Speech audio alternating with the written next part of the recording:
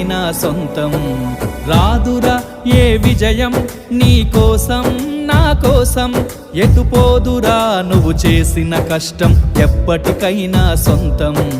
కాలంతో పయనించేవాడికి కానిది ఏముంది, సాధనతోనే సాధ్యమవ్వునని సదాశయంతో సాగర ముందుకు. రాదురా ఏ విజయం నీ కోసం నా కోసం, ఎటుపోదురా నువ్వు చేసిన కష్టం ఎప్పటికైనా సొంతం.